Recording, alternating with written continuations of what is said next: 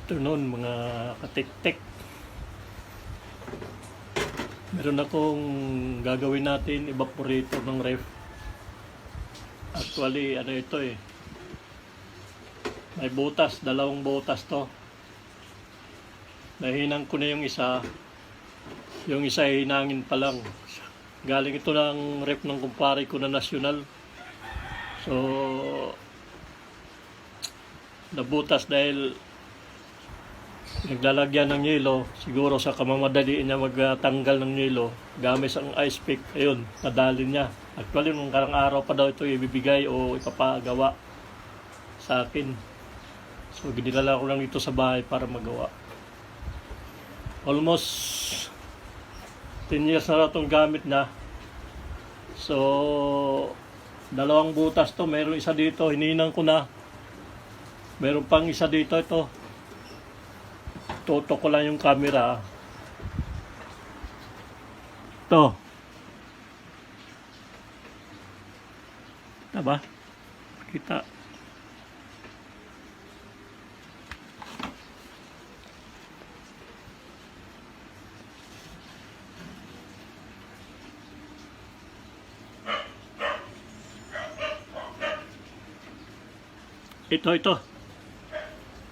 Ito. Kita, mahirap pag kamera. Ito.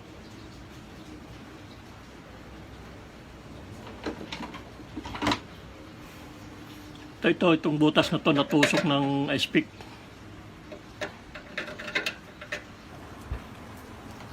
Kaya ang gagawin natin, susubukan natin gawin gamit ang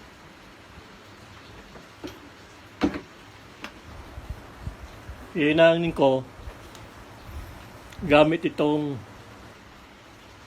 magic chalk or aluminum chalk. Actually dalawa ang panghinang ng evaporator ng ref. Yung isa yung aluminum rod, ito naman magic chalk. Okay nyo naman gamitin to. So bago natin ilalagay ito doon sa butas niya, kailangan malinis yung butas. Is-isin natin ng liya.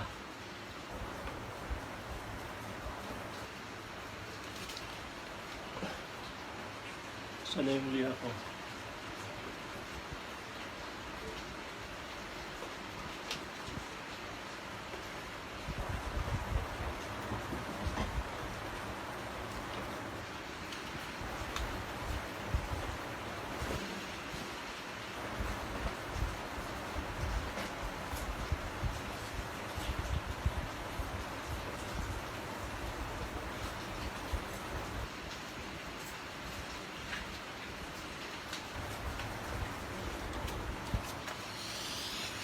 Ito, pwede na ito, liha, nail file, ginagamit sa manicure, pwede na to. Tapos ilinisin lang natin.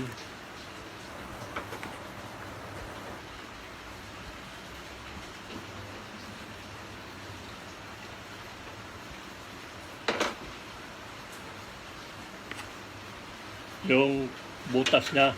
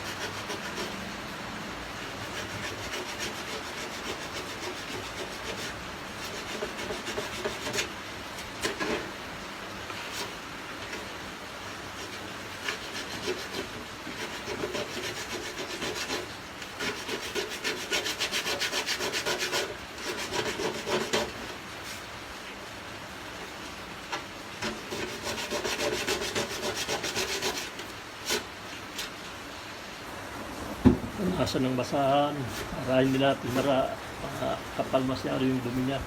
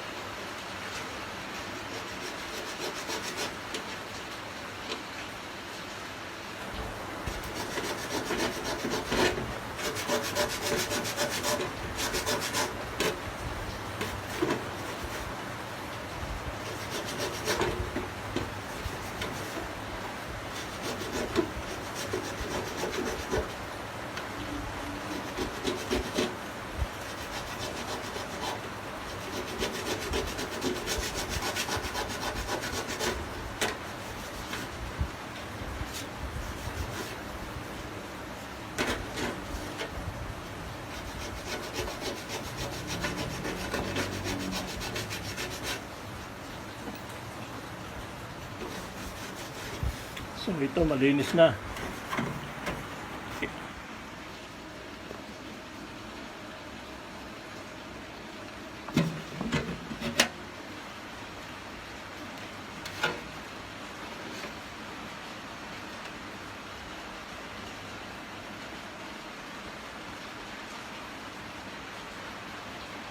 Ito malinis na siya, oh. Hirap magkamera nito. Malinis na, so hihinangin na natin ng aluminum chalk. Kasi wala akong stock na aluminum rod, kaya aluminum chalk o magic chalk ang ihinang natin.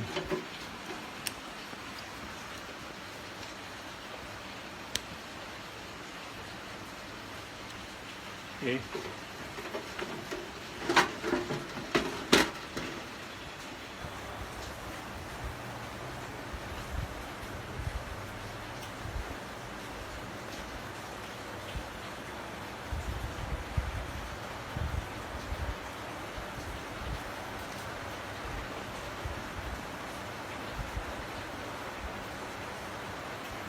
Okay.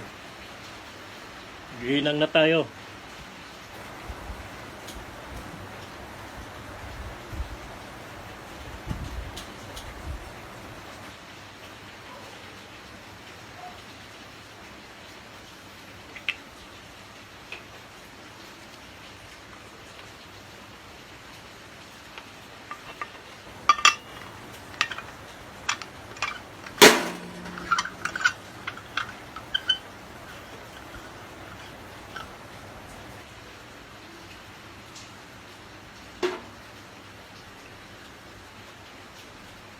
Dito sa pagkahihinang, kailangan unti lang yung apoy.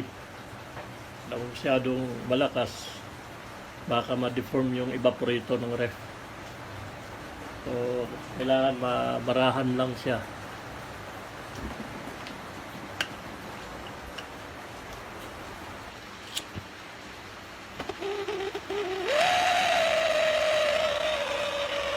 Ito na yun.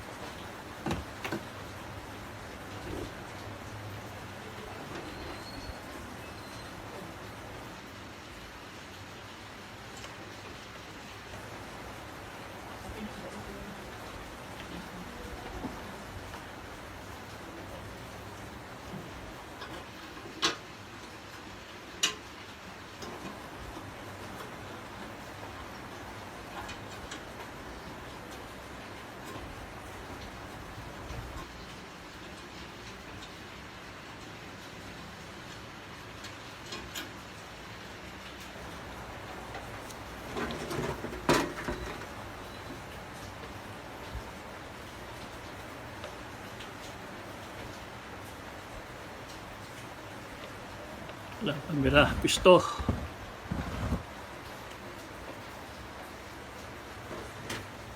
Ayun.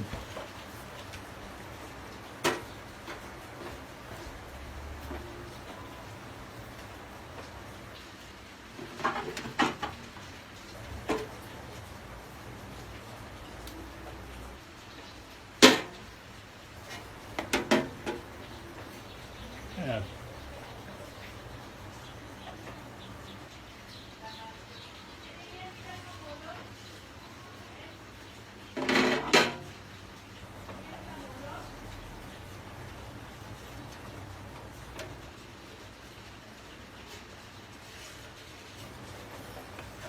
Hinahangin na natin.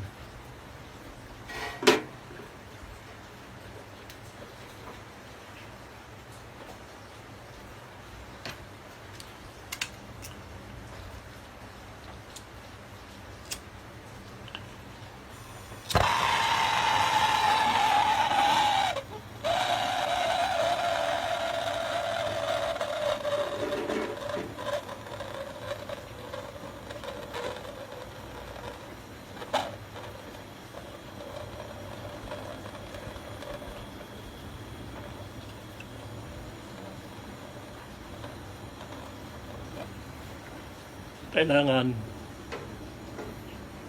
patatagalin natin ang pag-iinit sa may butas para swabe yung lapat ng aluminum chalk or magic chalk.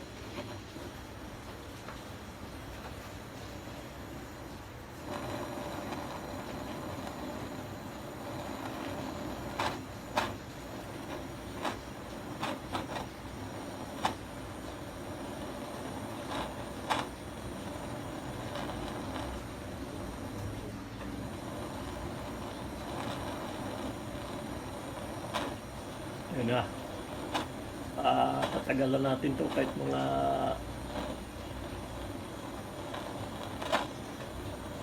15 to 20 minutes siguro. Sa para maganda yung lapat ng aluminum chalk niya.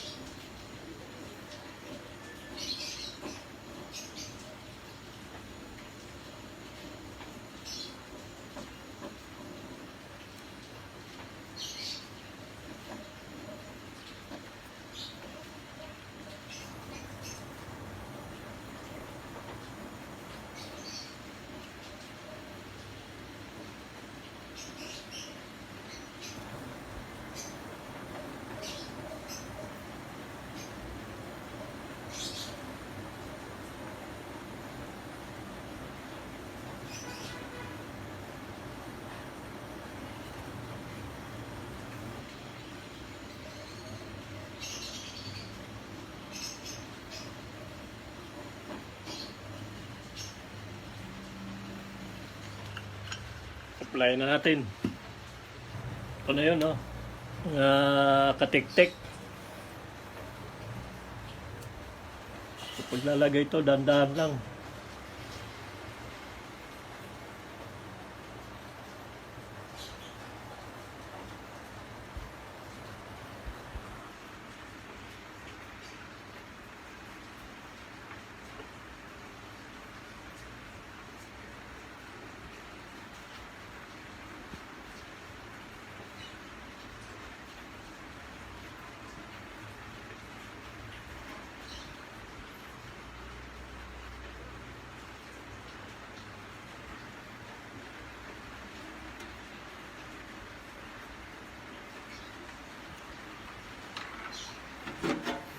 Ayun, nailagay na.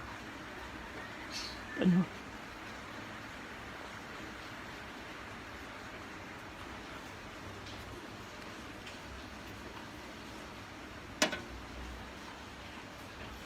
Itong kulay green na to. Ito po yun.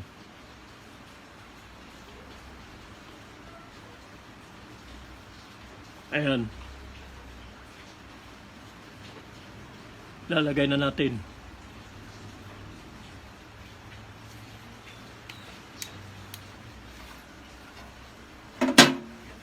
Ito po yun, kulay green.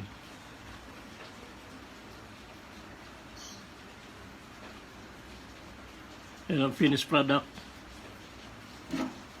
ng magic chalk or aluminum chalk. Papalamigin lang natin, tsaka natin ililiktis natin yung evaporator niya. So, sana mapanood kahit paano may natutunan.